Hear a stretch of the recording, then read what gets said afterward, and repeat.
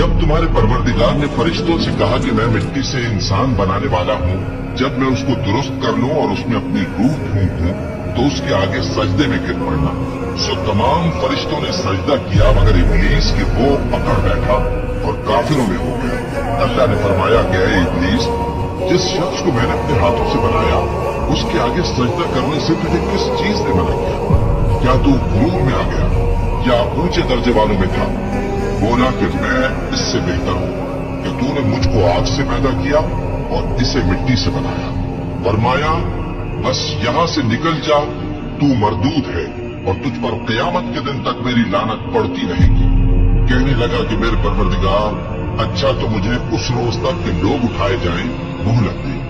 फरमाया कि तुझको मोहलत दी जाती है उस रोज तक जिसका वक्त मुकर्रर है। कहने लगा कि मुझे तेरी इज्जत की कसम, मैं इन सबको बहकाता रहूंगा सिवाय उनके जो तेरे चुने हुए बंदे हैं। फरमाया ठीक है, और मैं ठीक ही कहता हूँ कि मैं तुझसे और जो इनमें से तेरी पैरवी करेंगे सबसे जहन्नम को भर दूंगा। ऐ पैगंबर, कह दो कि मैं तुमसे इसका सिला नहीं मांगता और न मैं बनावट करने वालों में हूँ। ये कुरान तो अहले आलम के लिए नसीहत है और तुमको इसका हाल कुछ वक्त के बाद मालूम हो जाए।